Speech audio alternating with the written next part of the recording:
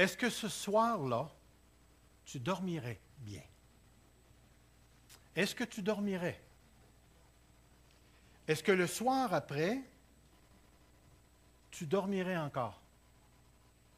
Est-ce que tu oserais aller te coucher? Qu'est-ce que tu ferais réellement avec cette information-là? Tu appelles la police? Tu vas voir la personne directement? Tu recherches la source? Qu'est-ce que tu ferais? Toute information que nous recevons, nous avons automatiquement tendance à l'évaluer, à l'estimer et à la juger. Si je vous dis que mon gilet est rouge, je vous ai donné une information, vous allez faire quoi avec? Vous allez dire, parce que le pasteur le dit, c'est vrai? Vous jugez toutes les informations, vous venez de le faire. Vous venez de le faire. Prenez par exemple une expérience que vous faites à tous les jours. Vous embarquez dans votre voiture, vous conduisez pour aller à une telle place, et tout d'un coup, vous voyez à plusieurs centaines de mètres en avant de vous un énorme camion à 150 roues, parce qu'il est tellement gros, et qui change de ligne et qui s'en vient sur votre côté à vous. Allez-vous prendre le temps d'analyser, de dire « Oh, OK, j'ai mangé de la pizza, c'est peut-être une illusion. » Ou vous allez peut-être vous dire « Je suis dans un rêve. C'est ça, je rêve. Il n'y a pas de danger dans un rêve. » Ou bien vous allez prendre le temps de réellement évaluer la situation. Et même s'il est plus gros que vous, vous allez réagir en vous tassant ou en sautant dans le champ ou quelque chose. Il est impossible de ne pas réagir à l'information. Une autre chose que je peux dire, c'est que plus l'information est essentielle, plus l'information touche à la vie et à la mort, plus l'information doit être prise au sérieux. Vous savez, hein, il y a une grande différence entre Serge a tué une mouche et Serge a tué Evelyne. C'est drôle. Quand on parle d'Evelyne, vous réagissez, mais quand on parle de la mouche, selon certaines religions, vous auriez tué votre grand-père en tuant la mouche. Voyez-vous ce qu'on est en train de dire? On est en train de dire que nous, les êtres humains, on est constamment en train de juger inconsciemment ou consciemment la nature de l'information qui nous est communiquée. Lorsque vous lisez la parole de Dieu, saviez-vous que dans la Bible, il y a des choses qui sont très, très, très importantes et il y en a d'autres qui le sont moins?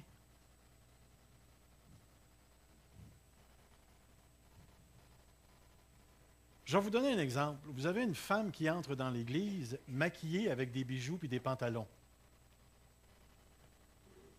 Ça vous dérange-tu? Mais laissez-moi vous dire qu'il y a des gens qui vont juger toute la spiritualité de la personne sur cette information-là. Puis pourtant, dans l'Écriture, je vais vous lire un passage qu'on a lu la semaine passée. La parole de Dieu dit, « Si je parlais la langue des hommes et des anges, si je n'ai pas l'amour, je suis un airain qui résonne. » Vous savez ce que c'est qu'un airain? C'était ces grosses cymbales-là qu'on voit des fois dans les films avec un gong ou quelque chose comme ça. Il dit ensuite, quand j'aurai le don de prophétie, la science, ici, c'est la connaissance de tous les mystères. Et toute la connaissance. Quand j'aurai même la foi, jusqu'à transporter les montagnes, si je n'ai pas l'amour, je ne suis rien. Et l'auteur continue, l'apôtre Paul continue en disant qu'il y a quelque chose qui est beaucoup plus grand que les dons spirituels, sur lequel Dieu ne fera aucun compromis. Aucun compromis. Saviez-vous qu'il y a eu des grands réveils de Dieu qui ont été arrêtés parce qu'à l'intérieur du réveil de Dieu, les gens ont commencé à saillir? Dieu ne négocie jamais sur l'amour. Et c'est pourquoi ce matin, je veux terminer la bénédiction d'Éphèse. finalement mettre un point à cette série-là. Et c'est pourquoi ce matin, j'aimerais commencer en vous disant que l'information que nous avons reçue, elle est de toute importance pour nous. Depuis que nous avions touché à cette série-là, nous avons parlé de l'élection, du choix de Dieu, comment Dieu nous a choisis avant la fondation du monde et comment Dieu nous a destinés, c'est-à-dire qu'il a orienté notre choix afin que nous soyons saints devant lui. Nous sommes entrés dans la famille de Dieu par l'adoption.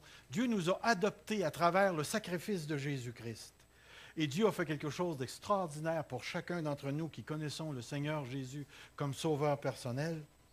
Dieu nous a accordé le pardon des péchés et il nous a fait le don de sa grâce. Le don de sa grâce. Alors ce matin, j'aimerais rajouter 3 autres choses.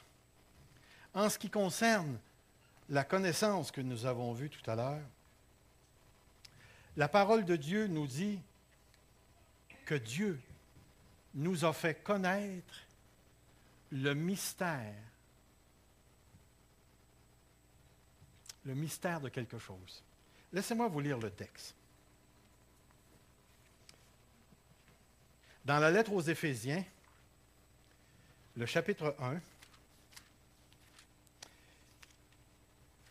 et à partir du verset 7, il dit ceci. En lui, nous avons la rédemption par son sang, le pardon des péchés, selon la richesse de sa grâce, que Dieu a répandue abondamment sur nous en toutes sortes de sagesse et d'intelligence. Et au verset 9, il dit quelque chose de très intéressant. Il nous a fait connaître le mystère de sa volonté.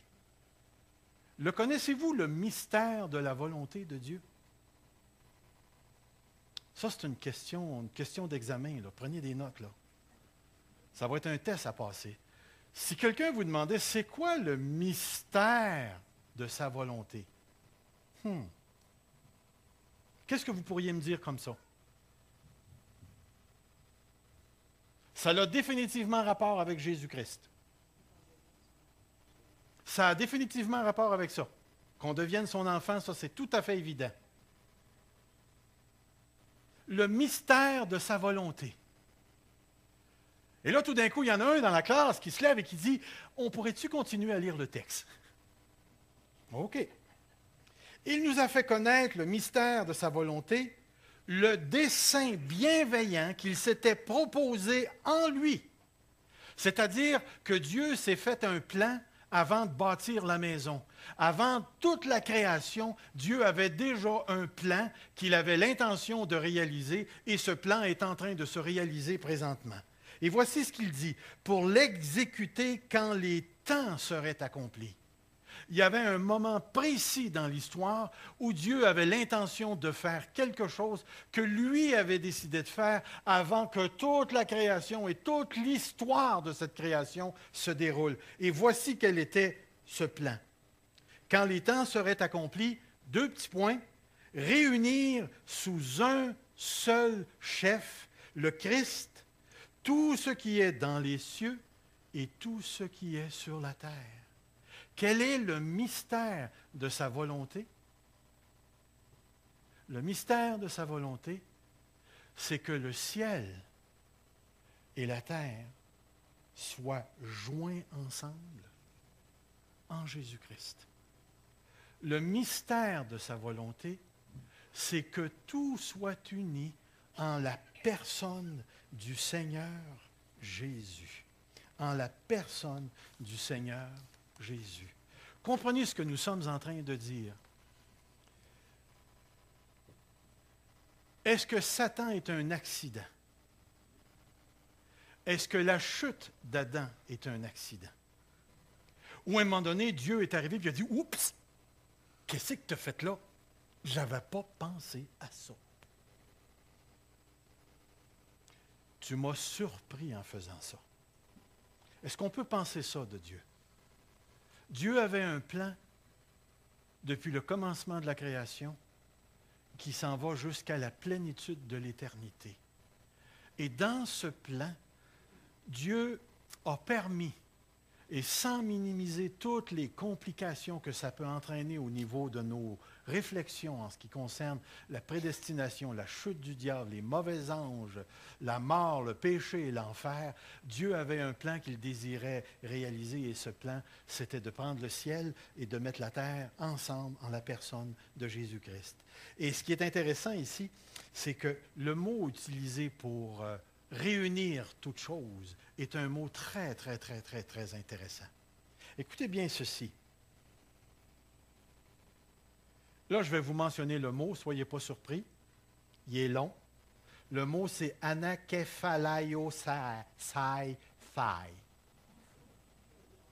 ne suis même pas capable de le dire d'une shot. Attendez, je vais essayer. Anakephalaiosai. Le mot veut tout simplement dire encore une fois, à nouveau. Mettre ensemble, réunir, le mot récapituler, remettre tout ensemble.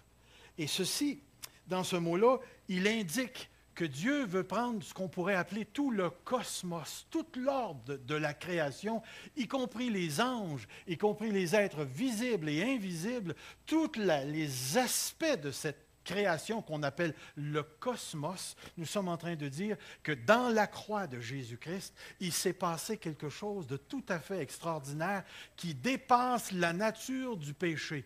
Quand nous, on présente Jésus-Christ comme sauveur personnel, on utilise ce langage pour viser spécifiquement dans la vie d'une personne les péchés qui se trouvent dans sa vie, sa condition personnelle face à son éternité et face à Dieu. Et on dit qu'en Jésus-Christ sur la croix, Jésus a pris tes péchés, il les a purifié, tu as reçu le pardon du Père et à sa résurrection, tu as été justifié parce qu'il s'est présenté devant le Père. Maintenant, si tu veux l'accepter comme ton sauveur personnel, tu vas devenir un enfant de Dieu, tu vas recevoir la vie éternelle et ton éternité est réglée. Nous avons tendance, nous les enfants de Dieu, parce que c'est le besoin actuel de tous les êtres humains, à peut-être comprendre la croix d'une manière très, très, très condensée et de la voir seulement en rapport avec l'individu. Mais dans la pensée de Dieu, la croix est en rapport avec tout le cosmos dans son ensemble. Parce que lorsque Dieu a créé Adam et Ève jouaient pas seulement un rôle humain, ils jouaient un rôle cosmique. Le mot cosmique veut dire cosmos, veut dire ordre. Dieu avait l'intention de prendre tout le cosmos, y compris les choses invisibles, et de les mettre sous la tutelle de l'être humain.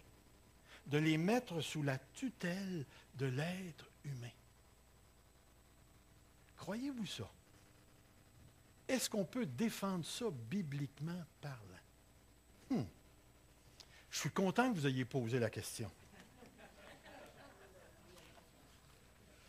Dans la lettre aux Hébreux, dans le chapitre 2, l'auteur nous présente le rôle spécifique de l'être humain. Et pour démontrer sa pensée, il utilise un texte du livre des Psaumes. Au verset 5 du chapitre 2, il est écrit ceci. En effet, regardez bien, c'est dit, ce n'est pas à des anges que Dieu a soumis le monde à venir. Comprenez ce qui est écrit. Ce n'est pas à des anges. Dieu n'a jamais soumis le monde à Satan ou à l'ange Gabriel ou à l'ange Michel. Ce n'est pas à des anges. Mais quelqu'un a rendu quelque part ce témoignage. Qu'est-ce que l'homme pour que tu te souviennes de lui? Le Fils de l'homme pour que tu prennes soin de lui. Tu l'as fait pour un peu de temps inférieur aux anges. Et tu l'as couronné d'honneur et de gloire, et tu l'as établi sur les œuvres de tes mains. Tu as mis toutes choses sous ses pieds. Tu as mis toutes choses sous ses pieds. Et définitivement, l'auteur de la lettre aux Hébreux ici utilise ce texte dans un rapport avec l'Adam premier et le deuxième Adam, le Jésus-Christ, qui est venu nous représenter et qui représentait la nouvelle humanité. Et regardez ce qu'il dit ensuite. Dieu dit ceci à travers son auteur. Verset 8, « Tu as mis toutes choses sous ses pieds. » Et il dit, « En lui soumettant toutes choses, Dieu n'a rien laissé qui reste insoumis. » Dieu n'a rien laissé qui reste insoumis. Puis regardez ce qu'il dit par la suite. « Cependant, nous ne voyons pas encore maintenant que toutes choses lui sont soumises. » Moi, je vous le dis, quand je regarde le gouvernement à Ottawa, je ne retrouve pas un gouvernement soumis à Jésus-Christ. Encore moins chez les Américains. Puis on ne parlera pas des Coréens.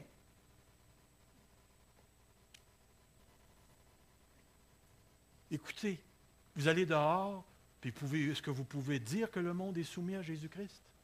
L'auteur a raison. Cependant, nous ne voyons pas, et là j'aime tellement ce qu'il dit, nous ne voyons pas encore. Encore. Que toute chose lui soit soumise. Là, il y a le verset 9. Mais celui qui était pour un peu de temps inférieur aux anges, nous le contemplons couronné de gloire et d'honneur à cause de la mort qu'il a soufferte. Ainsi, par la grâce de Dieu, il a goûté la mort pour tous. Et Jésus a goûté la mort pour tous. Et on le voit couronné de gloire. Vous rappelez-vous de la dernière parole ou des dernières paroles que Jésus a dit à ses apôtres avant de monter au ciel, dans l'Évangile de Matthieu? Tout pouvoir m'a été donné dans les cieux et sur la terre. En Jésus-Christ, il s'est passé quelque chose de particulier, quelque chose de cosmique, quelque chose de beaucoup plus grand que juste mes péchés à moi. Jésus-Christ, ou Dieu le Père, en Jésus-Christ, a ramassé toute la création et l'a rassemblée dans l'homme divin, Jésus-Christ, le deuxième Adam. Et à travers lui, nous attendons un monde déjà renouvelé. Laissez-moi vous lire un autre texte qui se retrouve dans la lettre aux Colossiens, chapitre 1 et le verset 19.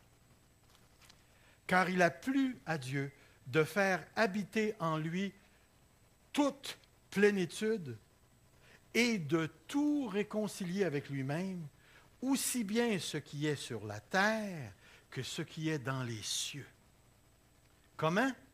En faisant la paix par lui, par le sang de sa croix. Voyez-vous,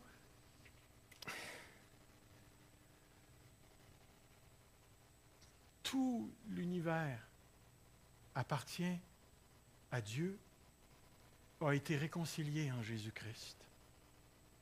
Maintenant, nous, les enfants de Dieu, nous connaissons cette réconciliation.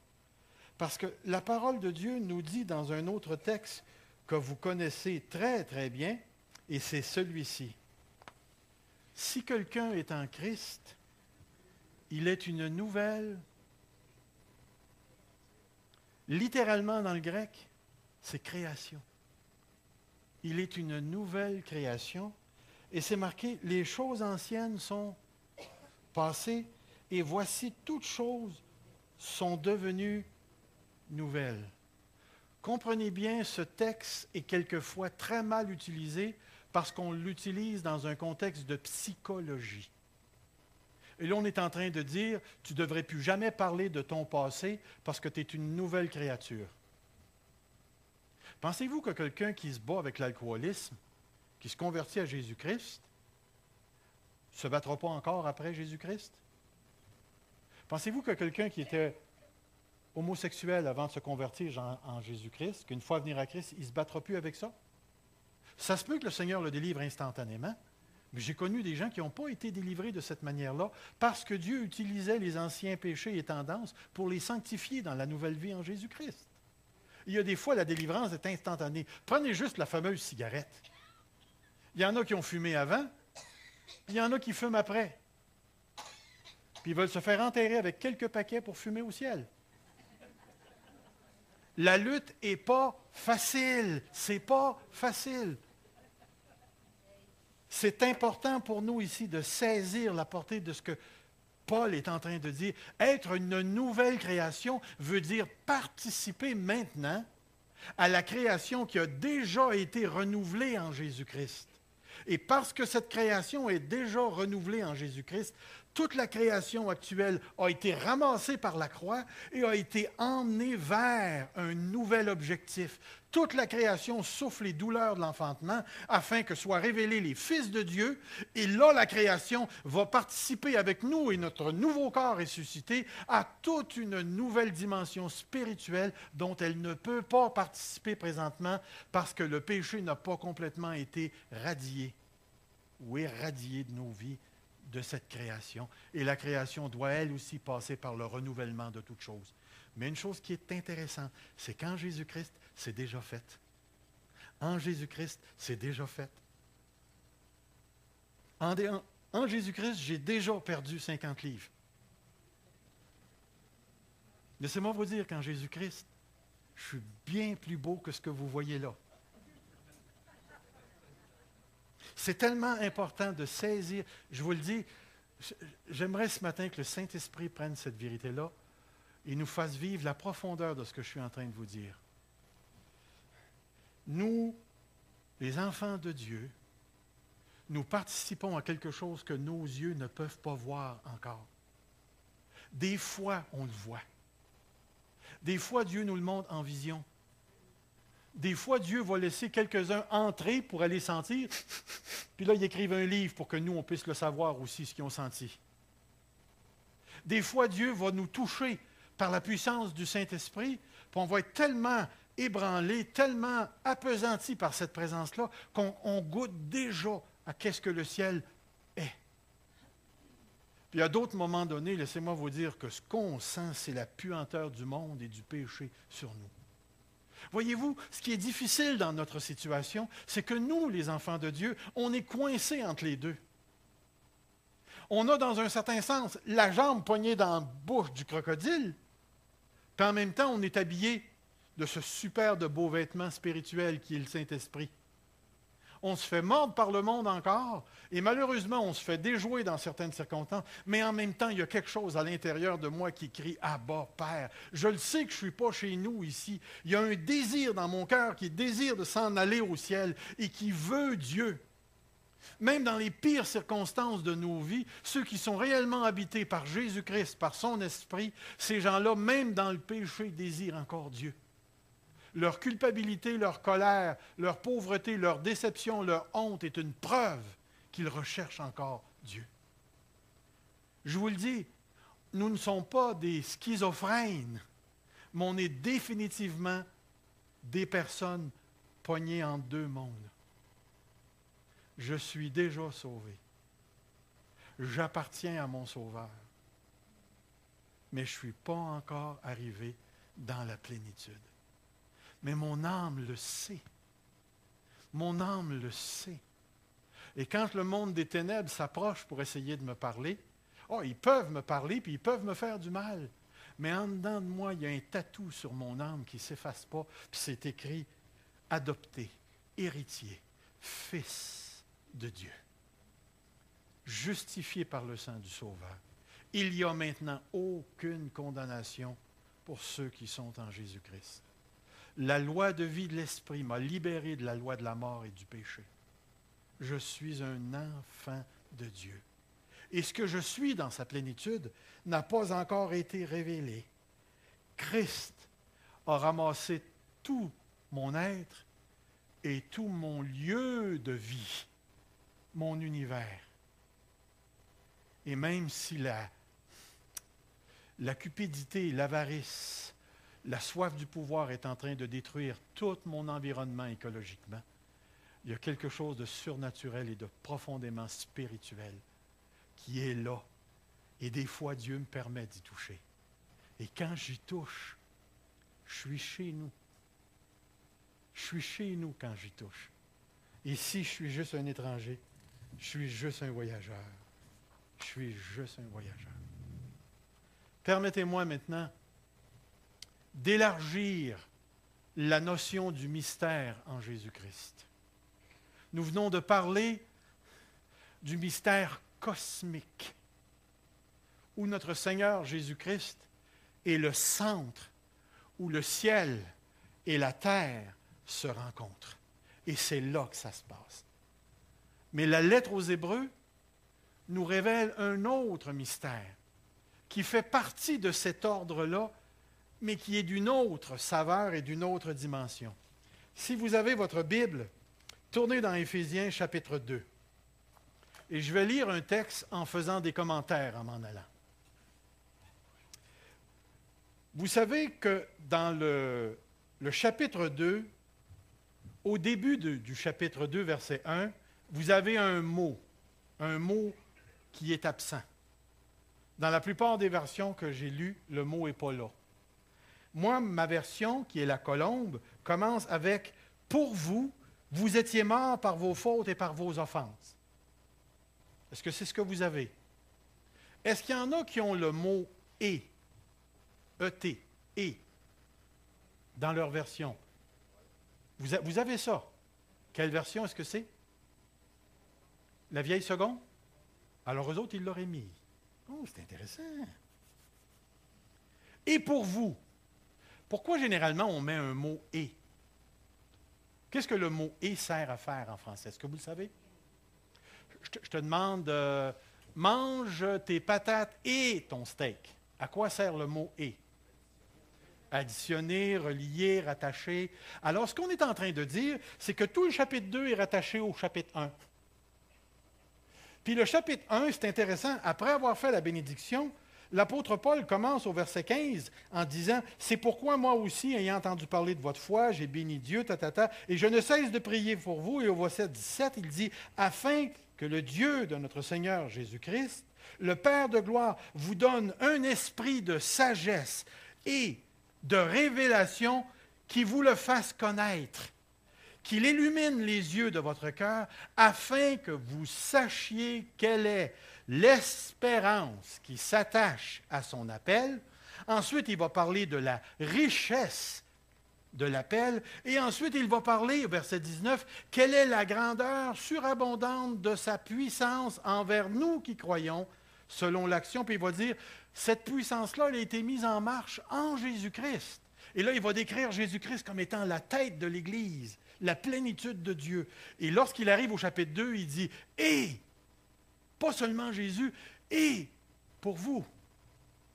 N'oubliez pas ceci, vous étiez morts dans vos péchés. Vous étiez des enfants de colère par nature. » Et là, il va commencer à définir, vous étiez sous le prince de la puissance de l'air. Et comme les autres, l'esprit de la rébellion agissait en vous. Mais là, il va arriver au verset 4, et il va dire, « Mais Dieu qui est riche en miséricorde, à cause du grand amour dont il nous a aimés, nous qui étions morts par nos fautes, il nous a rendus à la vie en Christ. » Vous me suivez à venir jusqu'ici?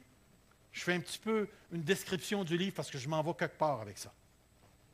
Puis après ça, il va parler de la grâce, mais quand il arrive au verset 11, et c'est là que ça devient important, « Souvenez-vous donc de ceci, vous, païens. » C'est qui ça, les païens?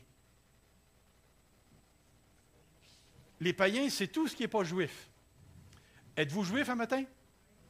Gang de païens. Tout ce qui n'est pas juif est païen. OK. Païen dans la chair, traité d'incirconcis par ceux qui se disent circoncis et qui le sont dans la chair par la main des hommes, vous étiez en ce temps-là sans Christ, privés du droit de cité en Israël, étrangers aux alliances de la promesse, en espérance, sans Dieu dans le monde. Mais maintenant, en Christ Jésus, vous qui étiez autrefois éloignés, vous êtes devenus proches par le sang de Christ, car c'est lui, notre paix, qui des deux. Qui sont les deux ici? Les païens et les Juifs. Lui qui des deux n'en a fait qu'un. Suivez-moi bien à venir jusqu'ici. N'en a fait qu'un. Qu'est-ce qu'il a fait? Il a détruit le mur de séparation de l'iniquité. Il a dans sa chair annulé la loi. Remarquez ce qui est écrit. Il a dans sa chair annulé quoi? De quelle loi parle-t-il? Pensez-y bien, de quelle loi parle-t-il? La loi de Moïse.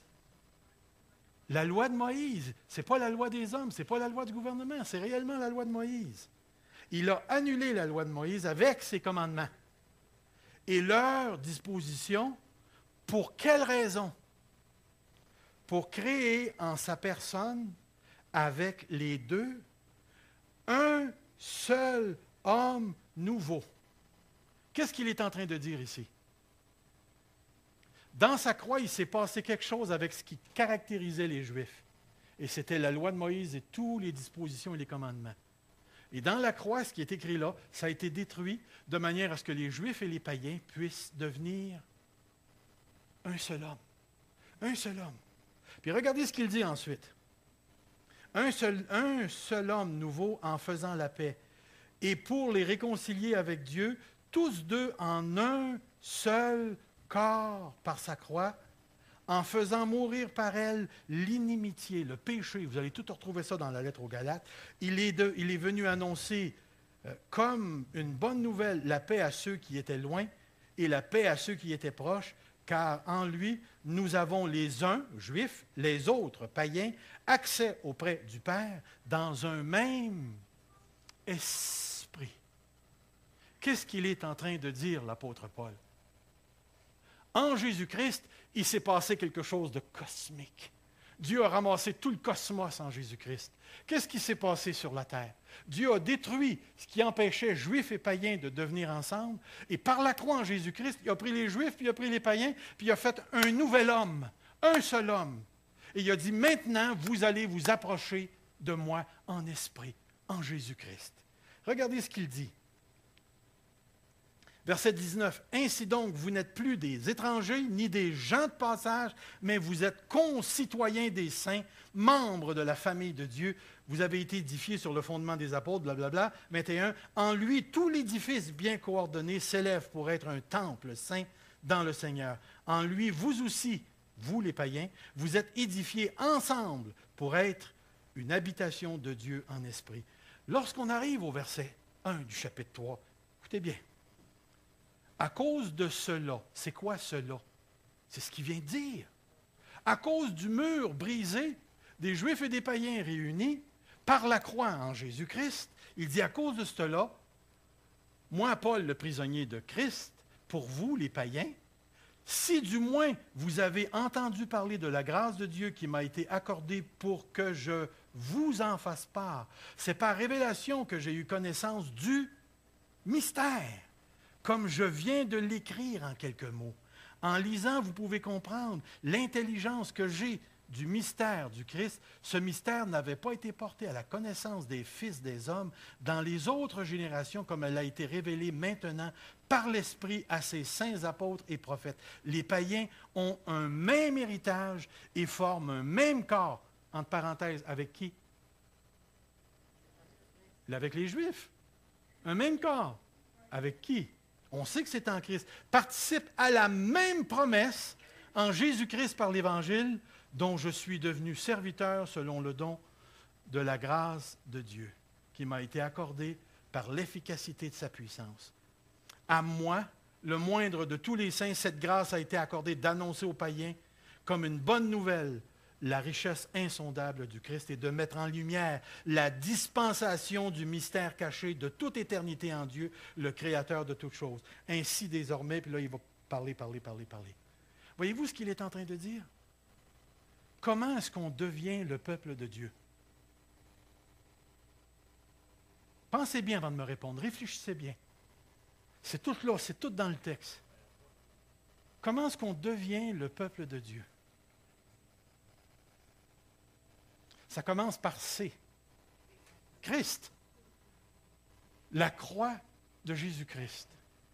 Tous ceux qui sont en dehors de la croix ne font pas partie du peuple de Dieu.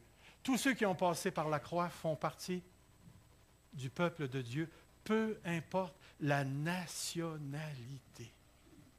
Comprenez ce que je suis en train de dire. Je ne suis pas en train de tirer toutes sortes de conclusions. Je suis en train d'essayer de comprendre ce que le texte est en train de me dire. Ce que le texte est en train de me dire, c'est qu'en Jésus-Christ, il n'y a ni juif, ni grec,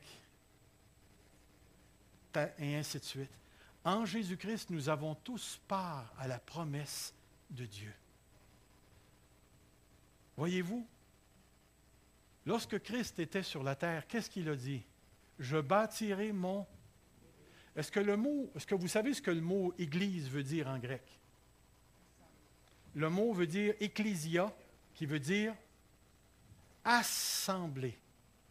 Savez-vous comment le peuple était appelé dans l'Ancien Testament? La Kahal de Dieu, l'assemblée de Dieu.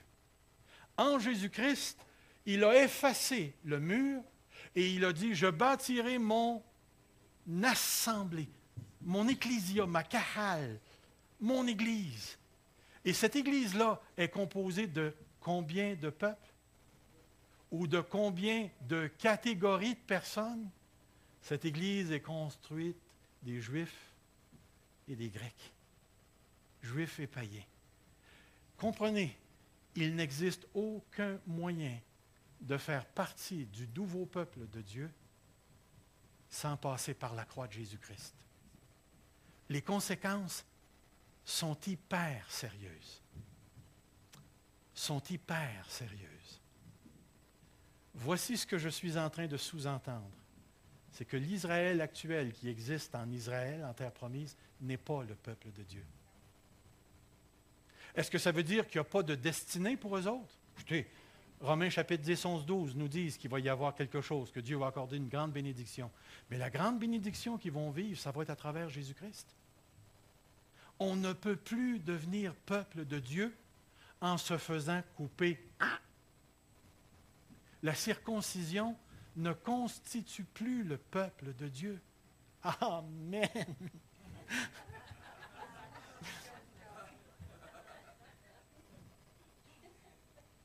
Terrible quand tu te convertis à 40 ans, puis il faut que tu passes par là, hein? Non, maintenant le peuple de Dieu, voyez-vous, le mystère vient de s'élargir. Dieu est en train encore aujourd'hui de se construire un peuple. Et parce que Dieu est en train de se construire le peuple, en Jésus-Christ, il s'est au moins passé deux choses extraordinaires. Dieu a ramassé le grand cosmos dans lequel nous vivons présentement et il l'a renouvelé, il l'a réconcilié avec lui-même en Jésus-Christ par sa croix. Dieu n'a jamais voulu l'homme seulement, il a toujours voulu l'homme et son lieu. Toujours. Deuxième chose que le mystère, le grand mystère de Dieu contient, c'est qu'il a brisé ce qui empêchait pour les païens d'entrer dans la famille de Dieu. Il a enlevé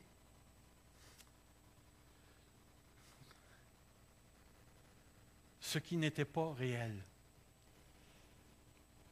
Je vais vous lire un texte que j'ai mis dans mes feuilles à quelque part.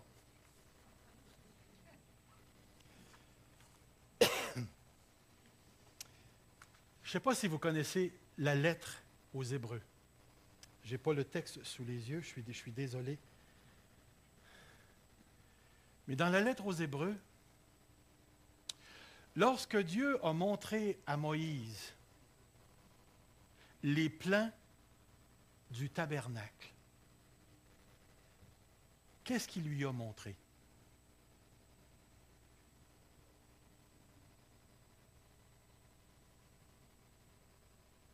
Qu'est-ce qu'il lui a montré?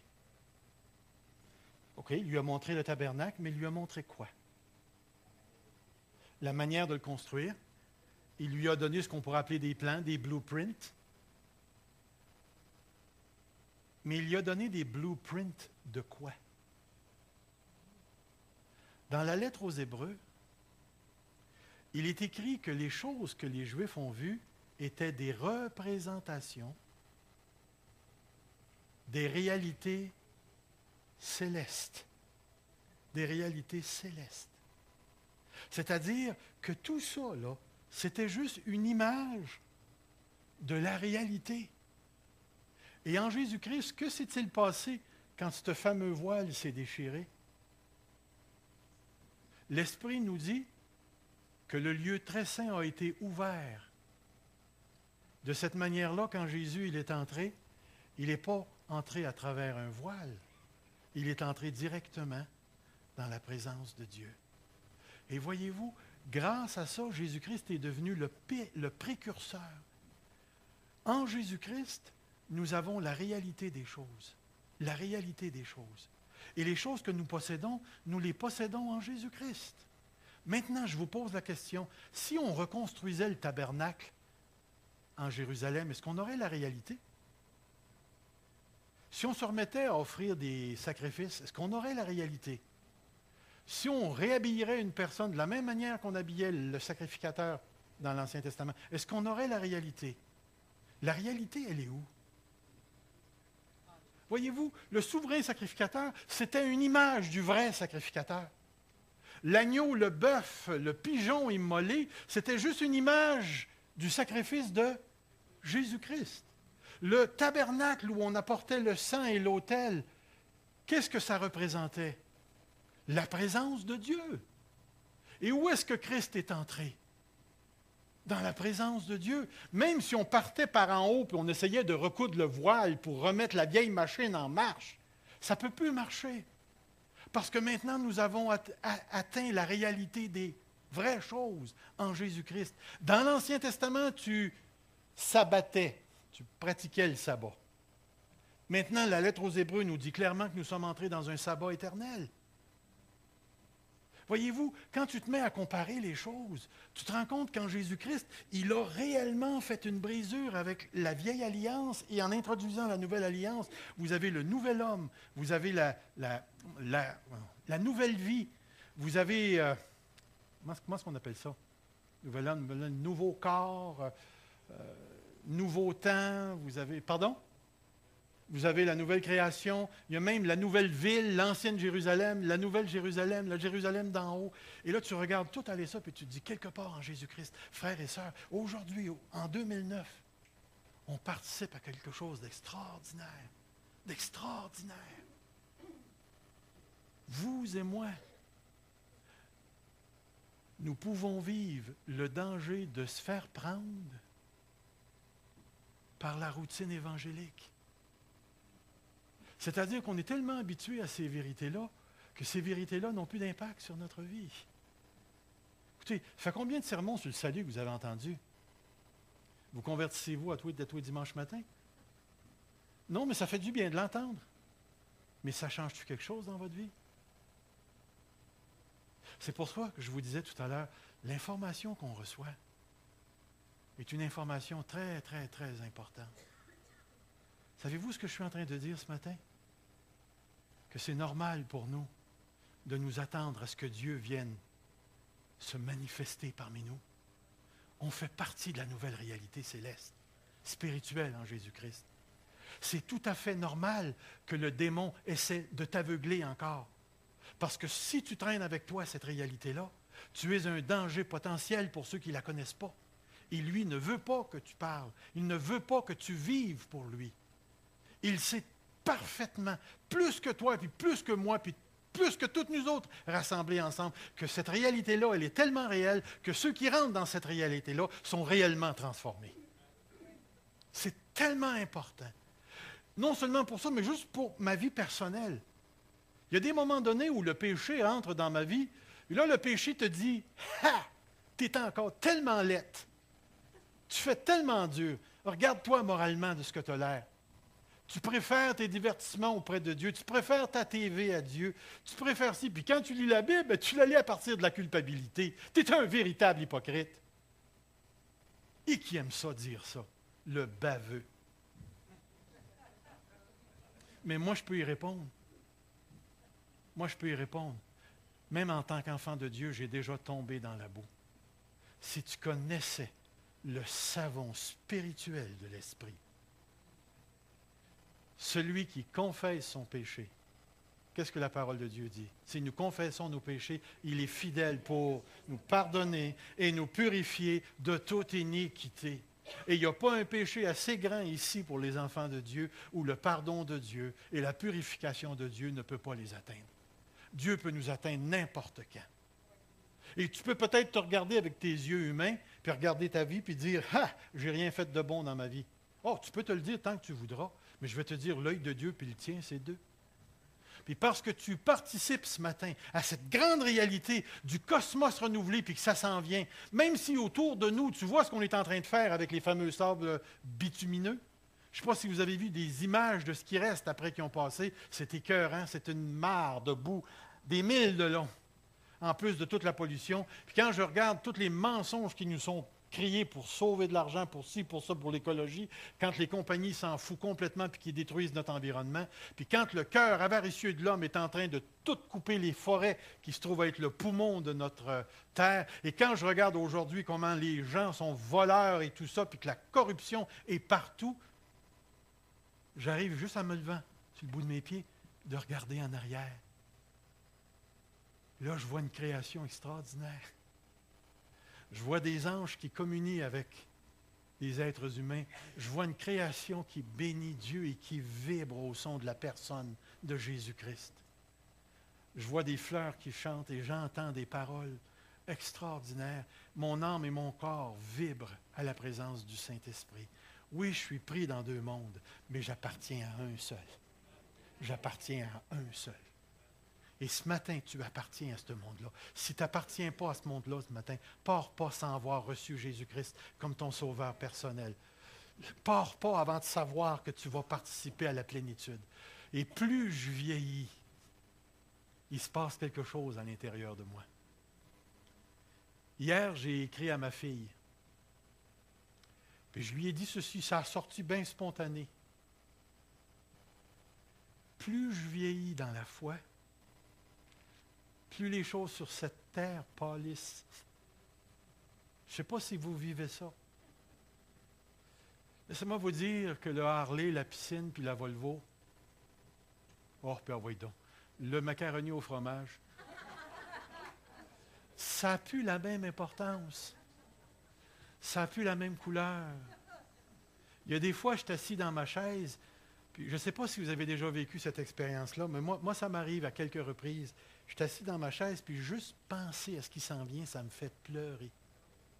Puis ce n'est pas un pleur chialeux, en colère. Je le sais que ça s'en vient. Non seulement je le sais que ça s'en vient, mais ça goûte déjà. J'ai tellement hâte de goûter au macaroni spirituel. Vous ne pouvez pas savoir comment. Le fameux festin avec mon Dieu. Là, quand je regarde autour de moi, puis je vois les pauvres gens souffrir dans la misère, puis que je regarde mon pauvre corps se détériorer, et je le sais que mon monde n'est pas parfait. Mais en dedans de moi, il y a quelque chose de bien plus fort qui crie la perfection. Tu l'as. Attends-la. Attends-la. Attends-la avec le courage que ça prend. Attends-la avec la fidélité que ça prend. Attends-la avec la peine que ça prend, la souffrance que ça prend. Mais attends-la. S'il vous plaît, ne dévie pas. Attends-la. C'est une certitude. C'est là. Tu es dedans, mais tu ne le vois pas encore. Mais celui qui a été crucifié, lui, on le voit couronné de gloire, avec la puissance cosmique entre ses mains, nous ayant rassemblés, réunis. Moi, je vous dis une chose. Je suis tellement content d'être chrétien. Tellement content d'être chrétien. Tellement content. L'êtes-vous? Soyez pas découragés. Laissez-vous pas abattre. Ce qu'on vit, c'est temporaire. Le permanent s'en vient. Courbons-nous devant Dieu. Seigneur, notre Dieu, on s'arrête ici. Mais j'aurais tellement envie, Seigneur, de continuer et de crier la perfection qu'on a. Merci pour le temps qu'on a passé ensemble ce matin. Encourage-nous dans cette vérité du ciel qu'on possède déjà, Seigneur Jésus. Merci que Christ a pris tout sur lui pour réconcilier le ciel et la terre et qui s'est attardé, Seigneur, à chacun d'entre nous en 2000, dans les années 70, dans les années 50, qui s'est approché de nous pour nous faire connaître la puissance, la grandeur, la richesse, la beauté, la permanence, Seigneur. la perfection de l'Évangile de Jésus-Christ, jusqu'à ce qu'on y arrive maintenant. Garde-nous fidèles. Garde-nous fidèles, Seigneur. Même si ça devait nous tuer, garde-nous fidèles, Seigneur, jusqu'au jour où avec toute ton assemblée, ta kahal, ton ecclésia, on se retrouvera dans la présence d'un monde complètement purifié de la mort, du péché, du mal, de Satan et de toute son armée. J'ai faim, Seigneur. J'ai faim de toi. J'ai faim de te voir. S'il vous plaît, Seigneur, durant notre pèlerinage terrestre, fais tomber des petites gouttes du ciel, s'il vous plaît, Seigneur. Fais tomber des petites gouttes du ciel pour nous encourager et nous soutenir. Reçois notre adoration, Jésus. Reçois notre louange. Reçois-nous, Seigneur. Et si aujourd'hui c'était la dernière prédication que je faisais, je le sais, Seigneur, que je vais entrer dans quelque chose de bien plus grand. Alors, Seigneur, je t'attends. Je t'attends, Seigneur. Que tu viennes par la mort ou que tu viennes par l'enlèvement, je t'attends. Et je sais que l'Assemblée t'attend. Maintenant, Seigneur, aide-nous à porter encore la finitude d'un monde pécheur et encore la présence du mal dans nos propres vies. Garde-nous sensibles à l'esprit, puis garde-nous humbles devant nos frères et nos sœurs. Garde-nous petits à nos yeux, de manière à ce qu'on ne se prenne pas pour des géants qui peuvent accuser à tort et à travers. Seigneur, jusqu'à ce que tu viennes, que cette situation entre le ciel et cette terre corrompue, nous puissions être puissants encouragement les uns dans les autres, dans l'avancement de ton royaume, dans la libération de nos cœurs et de nos corps. Béni soit le nom de Jésus-Christ. Amen. Que Dieu vous bénisse.